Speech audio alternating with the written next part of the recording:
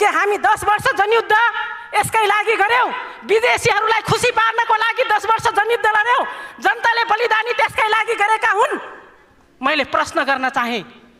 देशलाई समृद्ध नेपाल र सुखी नेपाली परिकल्पनाको साथ हामीले देशलाई हामीले त्यत्रो सबै जनताको शासन आओस् भनेर सबैले बलिदानी गरे। सबैजनाले आफ्नो तह तबकाबाट सहयोग गरेका थिए।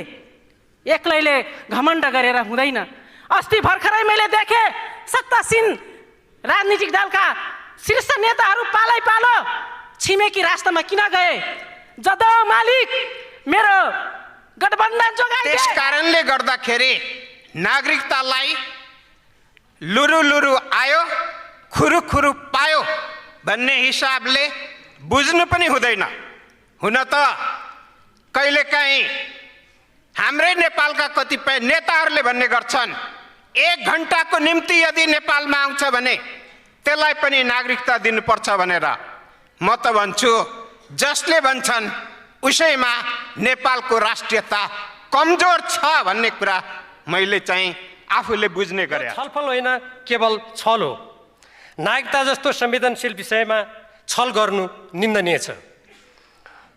देशको दीर्घकालीन अस्तित्वसँग गाँसिएको नागरिकता जस्तो गम्भीर विषयलाई समितिमा नपठाई जबरजस्ती अगाडि बढाइनु लोकतन्त्रको उपहास हो, निरङ्कुशता हो।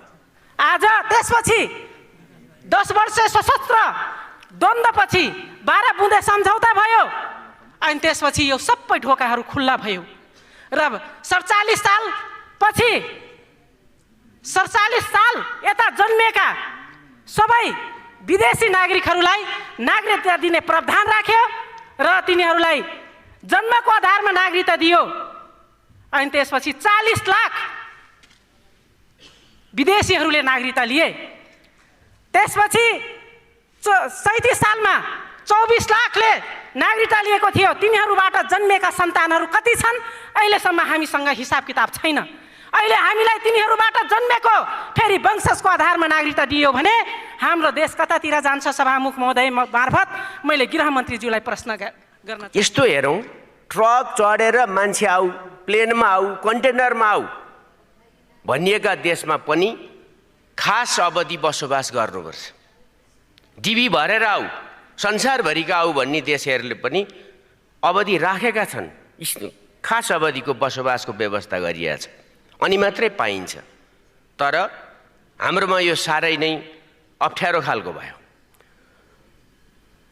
लचिलो हुने नाममा कतै पेरुमा फुजिमोरी चाहिँ जापानको नागरिक त्यहाँको राष्ट्रपति भए जस्तो चाहिँ नहोस्, फिजीमा महेन्द्र चौधरी भए जस्तो महेन्द्र चौधरी भए जस्तो चाहिँ नहोस्।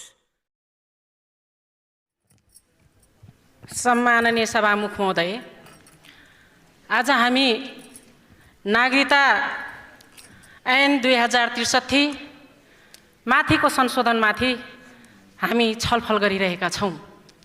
संविधान पछिको एउटा मेरुदण्डको रूपमा हामीले नागरिकतालाई पनि लिने गर्दछौँ।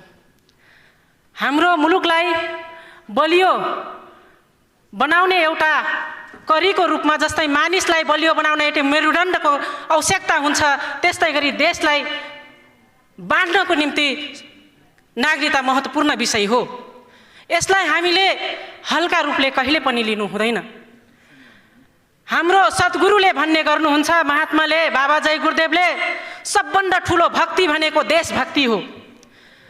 देशलाई कुनै पनि हालतमा विचलित हुने किसिमको हामीले कुनै पनि कार्य गर्नु हुँदैन भनेर उहाँले तपाईहरू यो कुरा भनिरहँदाखेरि मजाक लिनुहुन्छ, तर वास्तविक कुरा त्यही हो।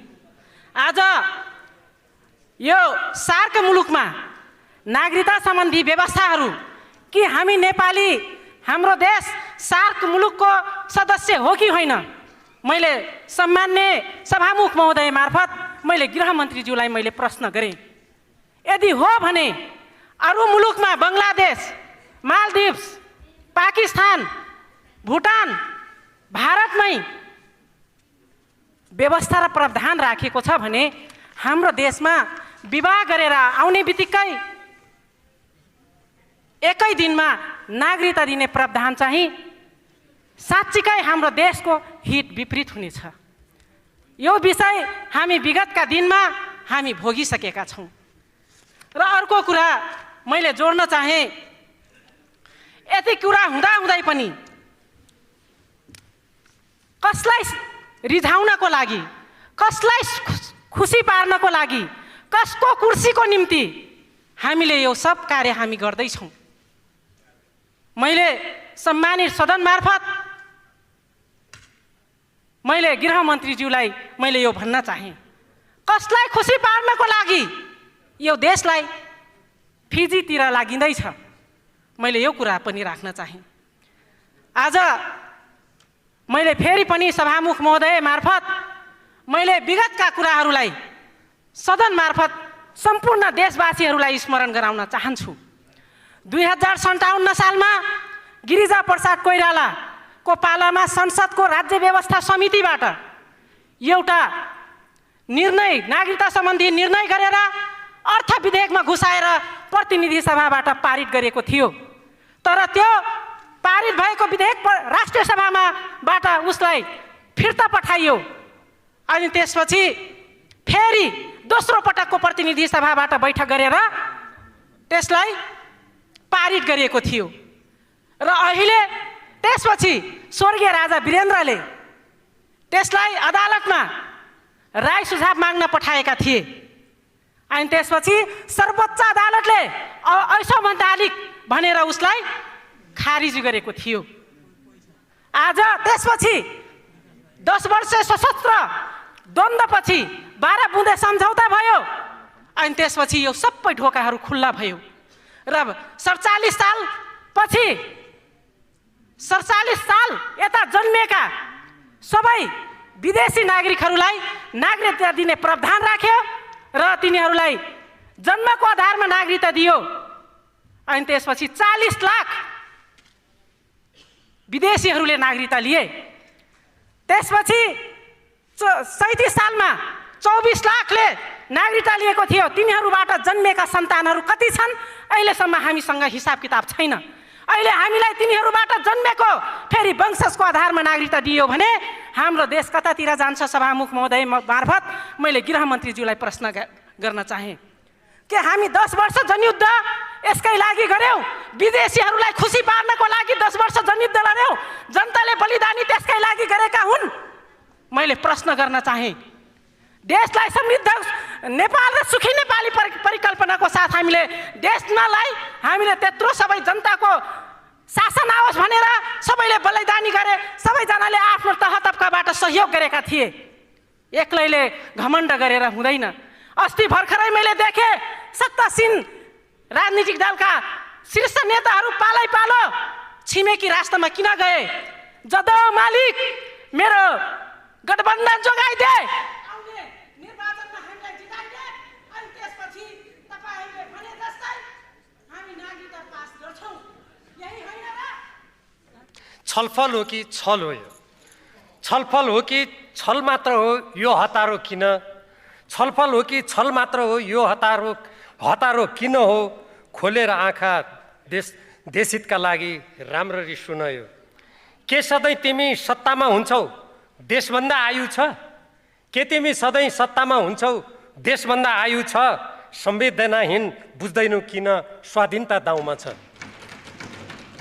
देशको रक्षा जनताको हित कर्तव्य राज्यको, देशको रक्षा जनताको हित कर्तव्य राज्यको रस्त छौ किन बहाना गर्दै नाटक आज? यो खतरा तिमीले निम्त्याउँछौ किन देशको जीवनमा?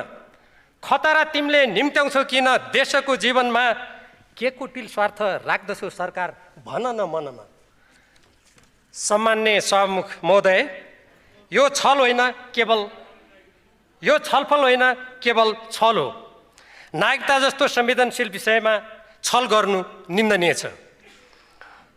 देशको दीर्घकालीन अस्तित्वसँग गाँसिएको नागरिकता जस्तो गम्भीर विषयलाई समितिमा नपठाई जबरजस्ती अगाडि बढाइनु लोकतन्त्रको उपहास हो, निरङ्कुशता हो, राष्ट्रियताप्रतिको खेलबाड हो। संसारमा कहीँ पनि नागरिकता खुकुलो हुन्न। संविधान बनाउने बेला नेपाली नागरिकसँग विवाह गर्ने महिलाले नागरिकता लिने चाहेमा निश्चित अवधि त्यति बेला 5 वा 7 वर्ष भन्ने छलफल भएको थियो। नेपालमा निरन्तर बसोबास गर्नुपर्ने भनी प्रमुख राजनीतिक दलका नेताहरूले गरेको सहमति विपरीत राज्य व्यवस्था समितिले निर्णय गरी पेश गरेको 7 वर्षको प्रावधानलाई बलात् हटाउनु सहमतिको धज्जी उडाउँदै राष्ट्रप्रति बेमानी गरेको ठहर छ र यो राजनीतिक अनैतिकता पनि हो। वास्तविक नेपालीले नागरिकता सहजै पाउने र विदेशीले नपाउने व्यवस्था गर्न सरकार तयार नहुनुको पछाडिको रहस्य के होला? मैले यस सम्बन्धमा 6वटा संशोधन प्रस्ताव राखेको थिएँ। 5 मिनटभित्र ती सबैको यहाँ व्याख्या गर्नु, त्यो सन्दर्भमा प्रवेश गर्नु सम्भव छैन। तर यति कुरा निश्चित भन्न सकिन्छ, विशाल दुई छिमेकीको बिचमा रहेको अत्यन्त संवेदनशील भूराजनीतिक अवस्थिति भएको देश नेपाललाई जनसङ्ख्याको राजनीतिको दुष्चक्रमा धकेलेर नेपाललाई त्यसमा पारेर यसको दीर्घकालीन अस्तित्वलाई खतरामा पार्ने ठुलो भुमरीको सिर्जना गरिँदैछ। सत्ताको लागि यस्तो गर्नु भनेको आफ्नो भित्रको अन्तरात्मालाई सोधौँ, यो देशप्रतिको न्याय हो कि अन्याय हो कि, यो कर्तव्य प्राणायाम हो कि, यो नेपालको संविधानको पालना हो कि यो बेमानी हो? आफ्नो अन्तर्मनलाई यो ल्याउने व्यक्तिहरूले सोधौँ। मैले यसको समयावधिको कुरा म अलिकति कोट्याउन चाहन्छु। संविधान निर्माण गर्ने बेलामा जन्म कहिले गर्ने, निवेदन कहिले दिने भन्ने कुरा भएको थियो। राज्य व्यवस्था समितिमा छलफल गर्दा 2065 साल मङ्सिर 9 गते निवेदन दिएको हुनुपर्ने भन्ने कुरा थियो। रातारात त्यसलाई 2073 साल बनाइयो। कस्तो यो! मैले त सबै देश उपनिवेश बाहेकका देशहरू जो स्वतन्त्र छन्, स्वाधीन छन्, सार्वभौम छन्, तिनका नेताहरूले, मन्त्रीहरूले, प्रधानमन्त्रीले सबभन्दा पहिले आफ्नो देशको हितको बारेमा सोध्छन्। भारतमा भन्छन् हाम्रो भारत महान, अमेरिकाले भन्छ अमेरिका फर्स्ट, चीनले भन्छ मेरो यस्तो योजना। हामीले आफ्नो देशको हितभन्दा अर्को दिशातिर जाने के रोग लाग्यो मेरो देशलाई उपचार छ कि कहीँ? आश्चर्य लाग्छ मलाई यो कुरा सुन्दा। र त्यस्तै गरेर हामीले अरू यसका मैले संशोधनका प्रावधानहरू देखेँ। राज्य व्यवस्था समितिले धेरै निकै ठुलो मेहनत गरेर ल्याएका प्रावधानहरू पनि गम्भीर रूपमा पढियो। त्यसमा उदाहरणको रूपमा जस्तो गैर आवासीय जुन नागरिकताको कुरा छ, त्यो गैर आवासीय नागरिकताको सन्दर्भमा हामीले ठुला ठुला देशहरू, शक्ति सम्पन्न देशहरूमा पनि देखेका छौँ। त्यहाँ अङ्गीकृत नागरिकता लिनुपर्दा त्यहाँ नागरिकता सम्बन्धी शिक्षा दिइन्छ, कक्षा लिइन्छ, शपथ गराइन्छ र त्यो नागरिकता लिनुभन्दा अगाडि त्यो देशको स्थायी बसोबास पत्र वा श्रम अनुमति पत्र दिइन्छ। अनि नेपाल जस्तो देशमा त्यो केही पनि चाहिँदैन रे। यो कुनै देश विशेषप्रतिको पूर्वाग्रह होइन। यदि देश विशेषप्रतिको यसलाई कसैले पूर्वाग्रह ठान्ने त्यस्तो मानसिकता राखेको छ भने म यो सम्मानित सदनमा सम्माननीय सभामुख महोदयबाट प्रश्न गर्न चाहन्छु। भारतमा हाम्रा चेलीहरूले बिहा गरेर जाँदा 7 वर्ष नागरिकताको निवेदनमा कुर्नुपर्ने, हामीले आउने बित्तिकै दिनुपर्ने, यो कहाँको अन्तर्राष्ट्रिय कानुनको पालना हो? यो कहाँको देशभक्ति हो? यो कहाँको राष्ट्रिय हित हो? त्यसकारण म सम्माननीय सभामुख महोदय सरकारलाई हार्दिक अनुरोध गर्न चाहन्छु, देशको हितबारे सोचौँ। सत्तामा र पदमा कोही पनि व्यक्ति सधैँ हुँदैन, हेक्का राखौँ। धन्यवाद। अब म संयुक्त संशोधनका मूल संशोधनकर्ता माननीय श्री लालबाबु पण्डितलाई आफ्नो संशोधन प्रस्ताव प्रस्तुत गर्दै छलफलमा भाग लिन अनुमति दिन्छु। समय 5 मिनेट। यसपछि माननीय श्री यज्ञबहादुर बोगटी। सम्मान्य सभामुखज्यू,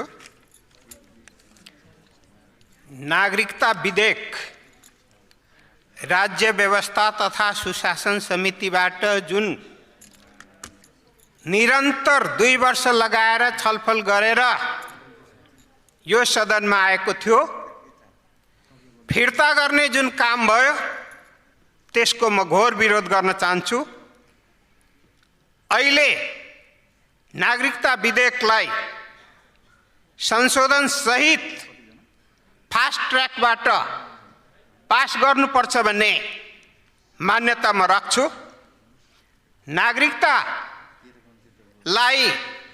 आफ्नो भूगोल, जनसाङ्ख्यिक स्थिति र नेपालको आफ्नो विशेषता अनुरूप मात्रै बनाउन सकिन्छ, बनाउनु पर्छ। कुनै पनि नेपालीले सहज रूपमा नागरिकता पाउनु पर्छ। विदेशीको यो अधिकार होइन। त्यस कारणले गर्दाखेरि नागरिकतालाई लुरु लुरु आयो खुरु खुरु पायो भन्ने हिसाबले बुझ्नु पनि हुँदैन।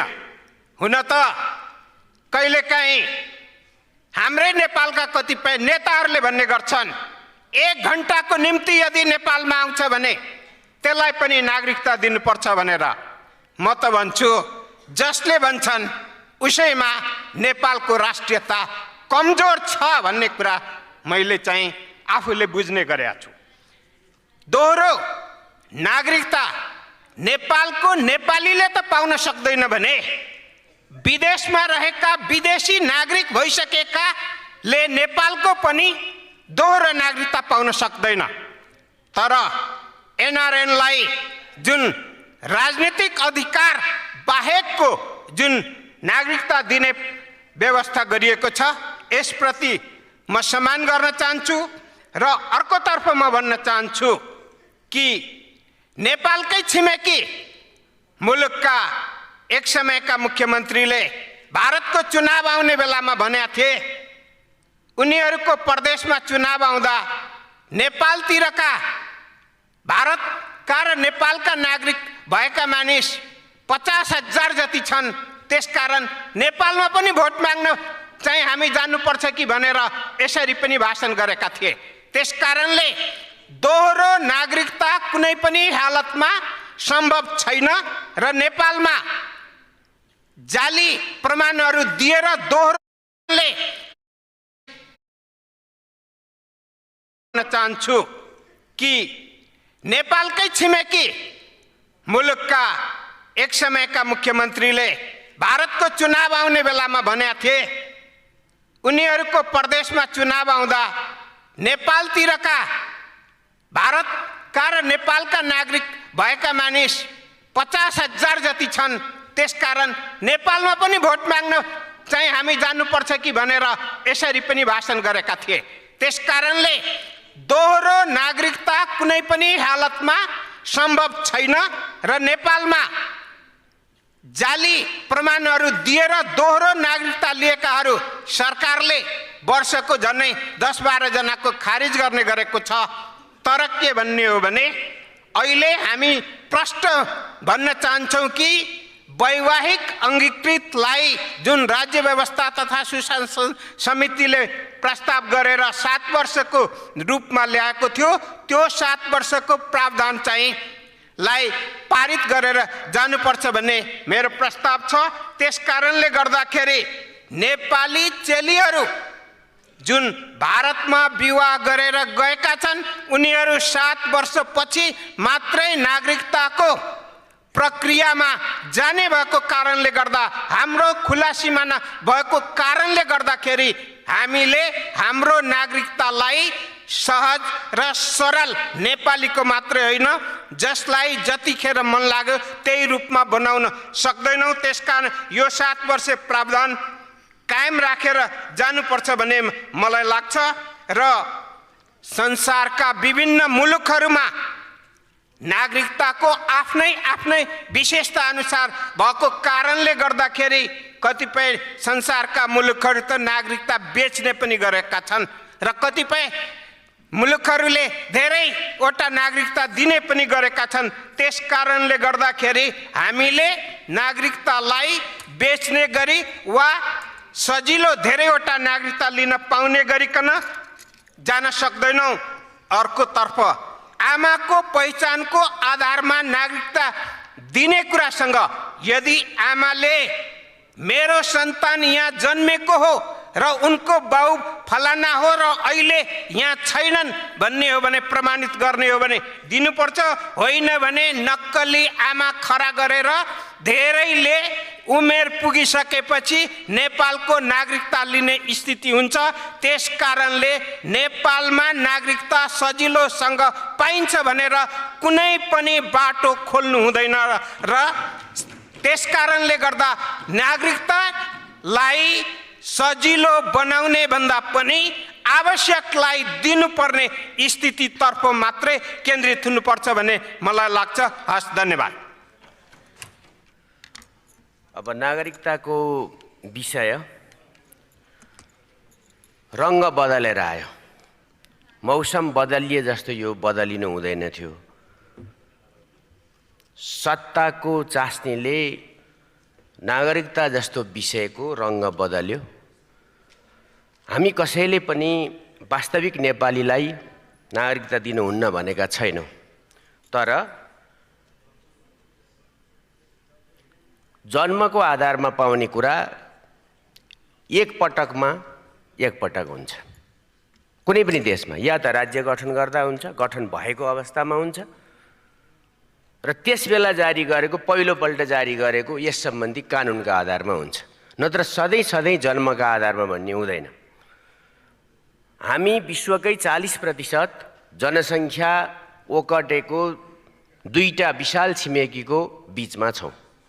त्यहाँ हुने कुनै पनि अशान्ति वा विग्रह वा कुनै पनि प्रकारको विशृङ्खलताले हामीलाई प्रभावित पार्छ। यो खाली खास कुरालाई मात्रै हेर्नु पर्दैन। हामी कहाँ शरणार्थीहरू कहाँ छन्? यस्ता लुज प्रावधानहरू राख्यो भने भोलि के हुन्छ? कयौँ ठाउँबाट खेदिएर आएका नेपाली नै मूलकै नेपालीहरू नै पनि खेदिएका इतिहास हामीहरूसित छन्। नेपाली हुन् तर अरूबाट खेदिएका छन्। हामी के गर्छौँ? यस्ता केही विषयवस्तुहरू छन्, त्यतातिर त्यति ध्यान दिएको जस्तो लागेन। र हामीले त दुईपल्ट जन्मस्थानको आधारमा दिइसक्यौँ। अचम्मै भएको छ। यस्तो हेरौँ, ट्रक चढेर मान्छे आऊ, प्लेनमा आऊ, कन्टेनरमा आऊ भनिएका देशमा पनि खास अवधि बसोबास गर्नुपर्छ। डिबी भरेर आऊ, संसारभरिका आऊ भन्ने देशहरूले पनि अवधि राखेका छन्। खास अवधिको बसोबासको व्यवस्था गरिएको छ, अनि मात्रै पाइन्छ। तर हाम्रोमा यो साह्रै नै अप्ठ्यारो खालको भयो। लचिलो हुने नाममा कतै पेरुमा फुजिमोरी चाहिँ जापानको नागरिक त्यहाँको राष्ट्रपति भए जस्तो चाहिँ नहोस्, फिजीमा महेन्द्र चौधरी भए जस्तो महेन्द्र चौधरी भए जस्तो चाहिँ नहोस्। हामीले ध्यान दिने कुरा यो हो, एक नेपालीले अर्को नेपालीलाई र हाम्रा खास राज्यको भूगोलभित्र, यहाँको संस्कृतिभित्र, यहाँको प्रकृतिभित्र नै भएका मान्छेहरूको हकमा कसैले पनि खराब दृष्टिकोण राखेको छैन र यसको विभेदको माग पनि गरेको छैन। त्यस आधारमा मैले केही कुराहरू राखेँ। यसमा चाहिँ अवधि हुनुपर्दछ, खास गरिकन यो वैवाहिक आउने कुरा। यहाँ पनि एउटा विचित्र छ, बिहा गरेर महिलाहरू मात्रै आउँछन् कि महिलाहरूसित अन्तका पुरुषहरू पनि आउँछन्? कसरी लिन्छौँ? ती कुराहरूमा पनि अलमल छ। त्यस हिसाबले हामीले यो कुरा चाहिँ यसरी हतारमा फटाफट होला जस्तो थिएन। गर्नु नै थियो भने हिजै आउँदा नि लिएर आएको भए हुन्थ्यो नि। कतिपय कुरा त समान थिए, समान कुराहरू थिए नि। हिजो किन लड्कायौँ, आज एकै दिन किन पास गर्नु पर्यो? यो पनि बुझ्न सकेन सभामुख महोदय। अब एउटा त साधारण कुरा छ, लोकसेवामा जाँच दिँदा पनि 1 वर्ष त परीक्षण काल पो हुन्छ त। यहाँ त आजको भोलि, अहिलेको भर्खरै यस खालको कुरा चाहिँ अलिकति भएन। त्यसैले मैले यो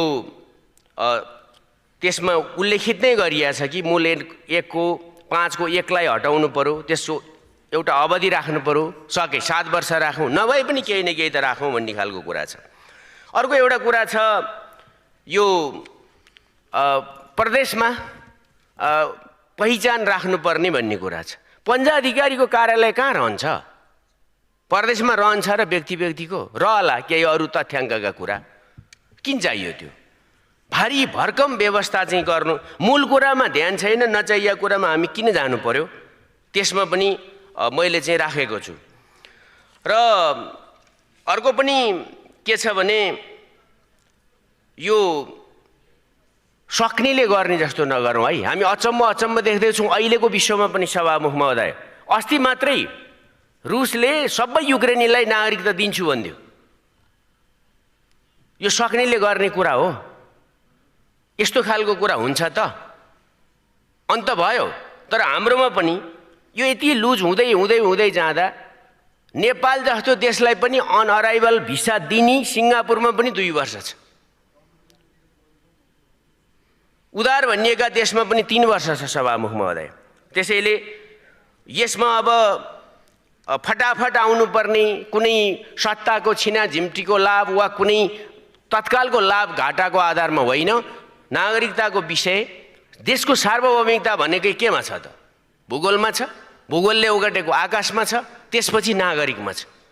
केही कुरामा पनि हामी एकदमै सरल हुने, मौसम परस्त हुने, यो यति छिटो चाहिँ यो छेपारोले जस्तो रङ्ग नबदलौँ। यो राजनीतिक दलहरूको